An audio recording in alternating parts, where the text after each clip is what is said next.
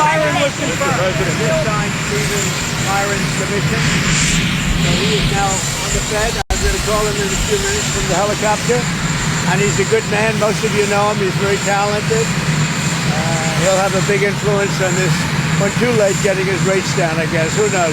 You never know with too late, but he's done a lousy job. The rates should be much lower, much lower. But I've just signed his document and all of the papers, and Steve Myron is now on. Did you believe in the independence of the Federal Reserve? Ground offensive is now underway in Gaza City. Your reaction to So we're going to see what happens, because I hear Hamas is trying to use the old human shield deal, and if they do that, they're going to be in big trouble. They're going to be in big trouble. They put it out 2 days ago that they're going to use the hostages as human shields. That's something that hasn't done for a long time, you know. You don't really have about the idea of the real going into... Let me tell you, if they do that, they're in big trouble. On the Federal Reserve, do you believe the Federal Reserve is an independent body? What do you think about the independence? Oh, it should be, but I think they should listen to smart people like me. I think I have a better instinct than him. If you look, all the economists got it wrong. I got it right, along with one other people out of 100. So they should listen to people that are smart. Nothing wrong with that. But they have to make their own choice. But they should listen. Prime Minister Netanyahu? No idea. What about the idea of Israel beginning this ground offensive in Gaza City? Do you support that? Well, I have to see. I mean, I don't know too much about it. I can tell you that if they put the hostages in front of them, Hamas, as protection, as they call them bodyguards, Hamas is going to have hell to pay.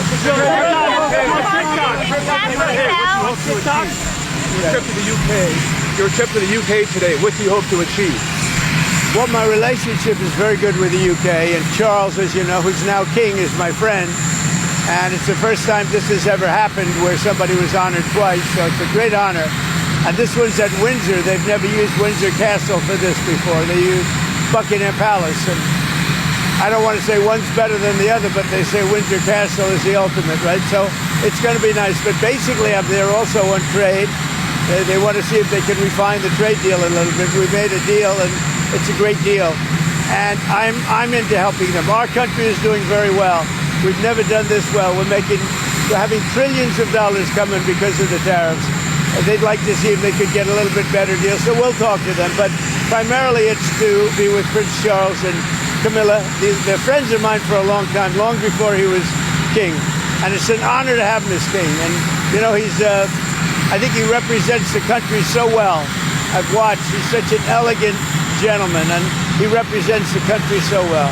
Actor Robert Redford passed away today. Did you hear about that? Wow. Apparently in his sleep at his home.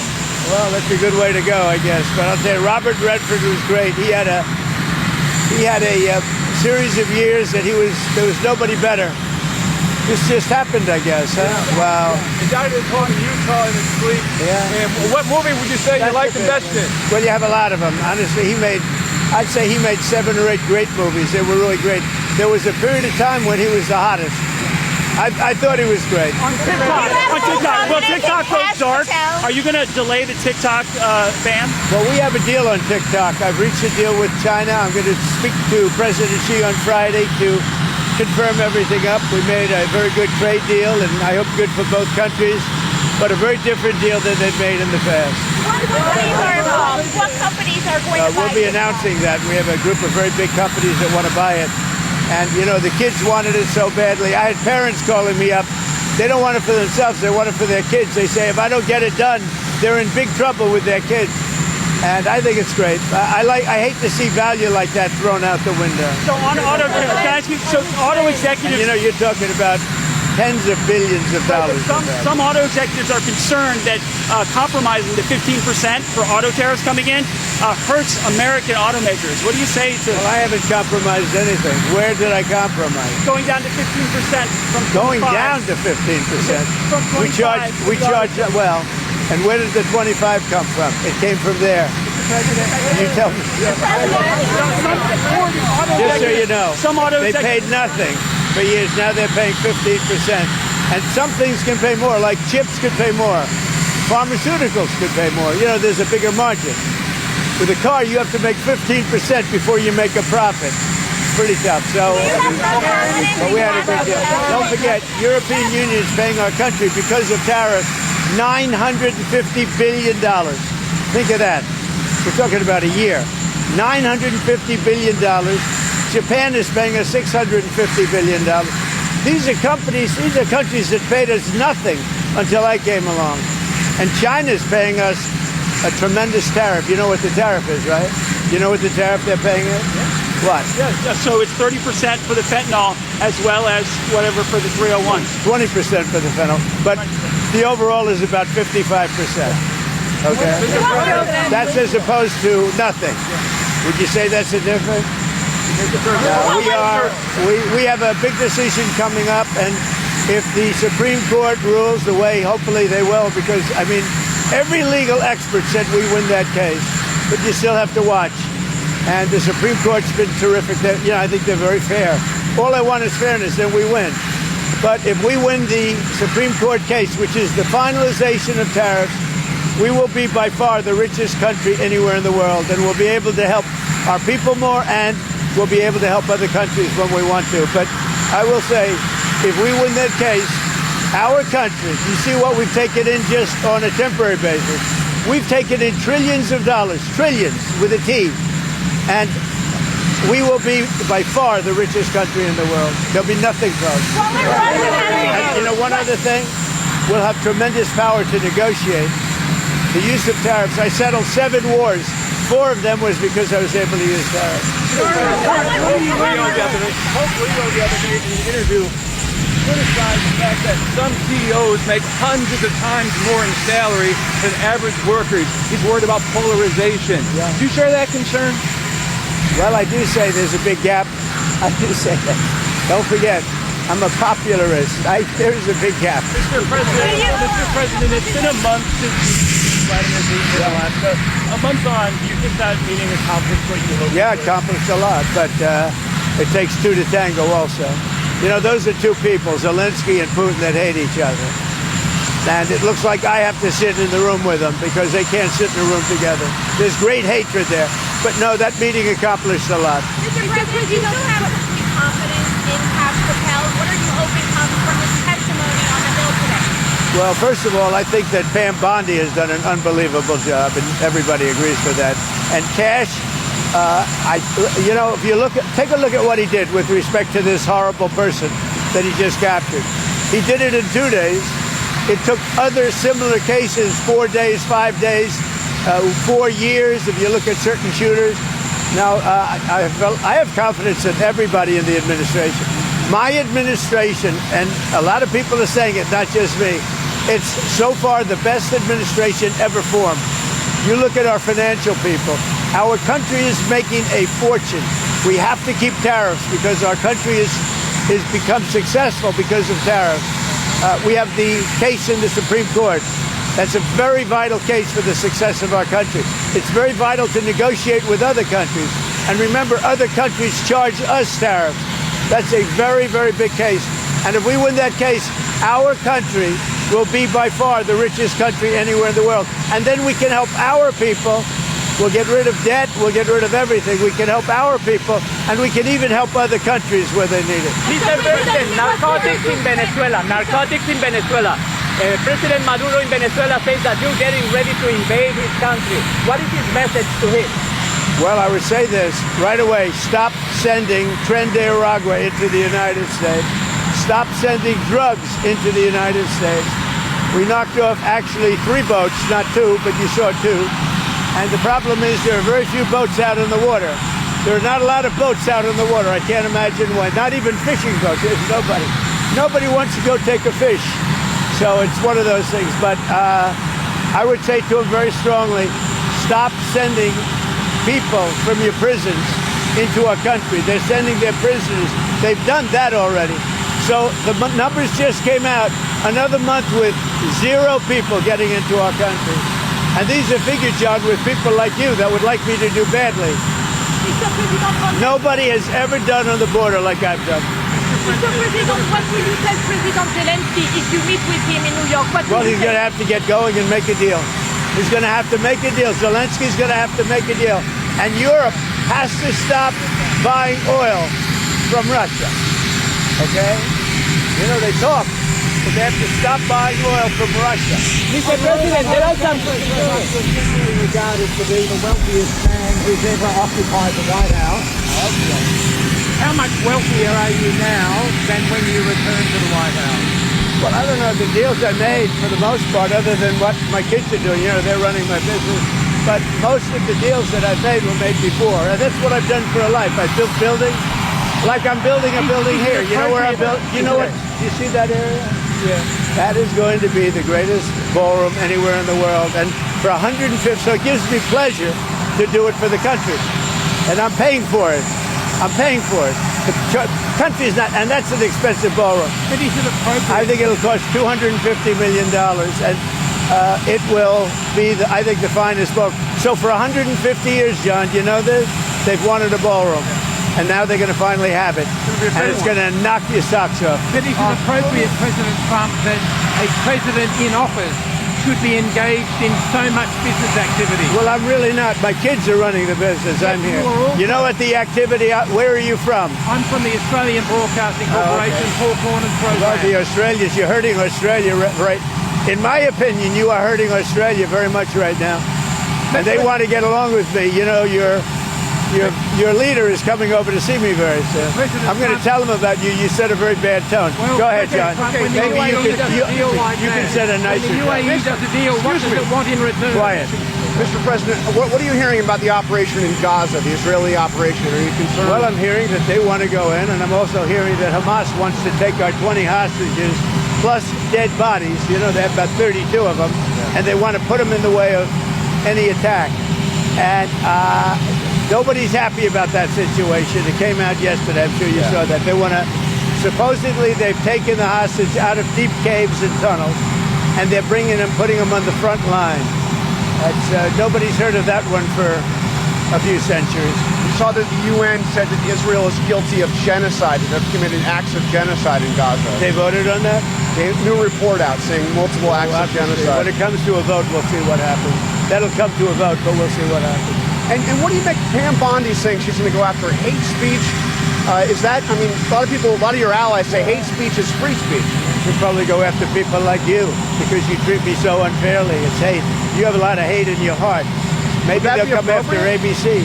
Well, ABC paid me $16 million recently for a form of hate speech, right? Your company paid me $16 million for a form of hate speech. So maybe they'll have to go after you. Look, we want everything to be fair. It hasn't been fair. And the radical left has done tremendous damage to the country. But we're fixing it. We have right now the hottest country anywhere in the world. And remember, 1 year ago, our country was dead. And now Washington, D.C. is fixed, and I fixed it. The mayor was fine. The mayor was just fine, okay? The mayor had the sick city for many years. He's been mayor for many years. The one that fixed it was me and my people, and it is so safe. You should take your beautiful wife tonight and have dinner down there. You won't be shot. You won't be accosted. You won't even be looked at incorrectly by anybody. Washington, D.C. is safe. Now we're going to Memphis, where it's pretty rough, to put it mildly. And then we're going to have to go. A friend of mine who is a big railroader, he stops in all the cities. He knows every city. He said, sir, you have to save Chicago. So I'm going to go to Chicago early against Pritzker. Pritzker's nothing. If Pritzker was smart, he'd say, please come in. So last week, over the last week and a half, 11 people in Chicago were killed, murdered, and 38 were shot. And then Pritzker, and by the way, this is going on constantly. If they lose less than 6 or 7 people a week with murder, they're doing a great job in their opinion. Chicago is a death trap, and I'm going to make it just like I did with D.C., just like I'll do with Memphis. Now, remember this. So a man comes into my office, one of the biggest businessmen. I'll tell you, he runs Union Pacific. Is that big? Biggest railroad in the world, I guess. And he started off as a railroader. He was running a railroad, a little caboose. He was in a caboose. Now he runs the whole damn thing. 45 years ago, he started off in a caboose. I don't know what that's all about. and he became the top, so that's a good place to start. But he came in, he knows the country intimately.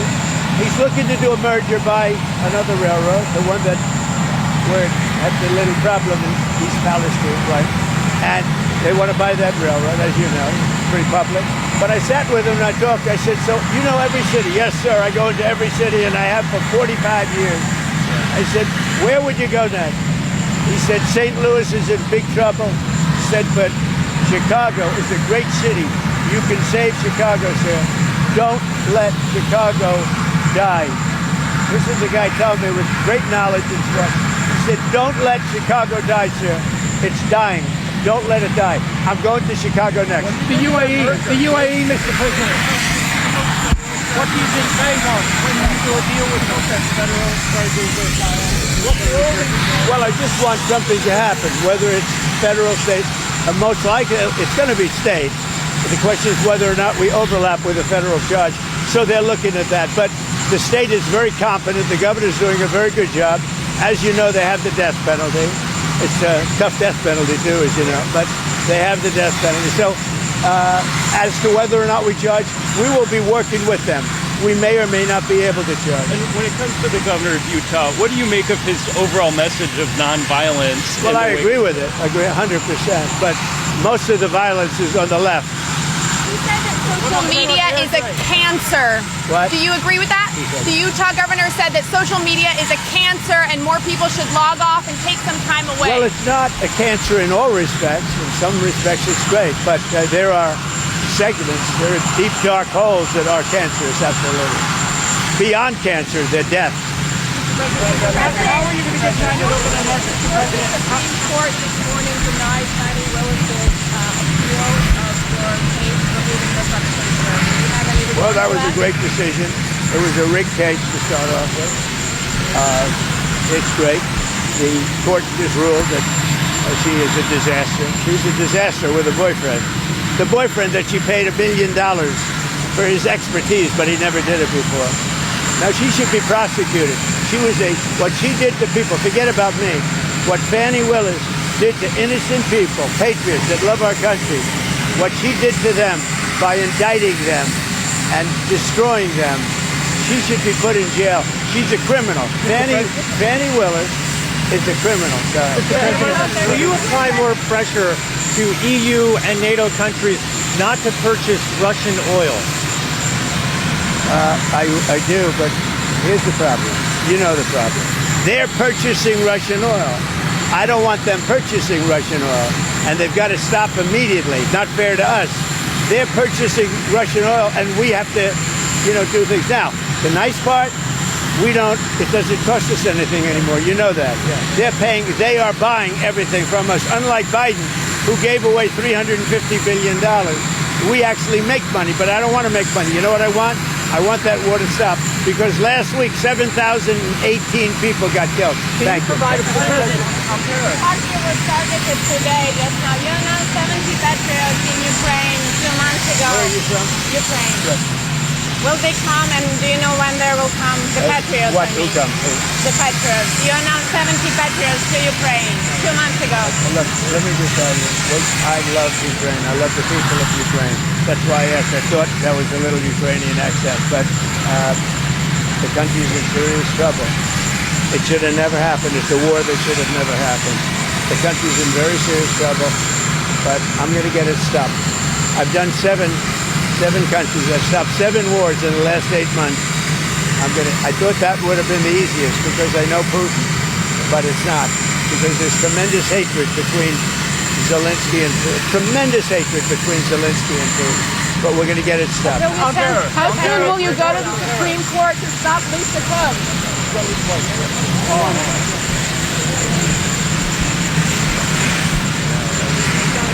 Well, not really. No, it's just about getting others.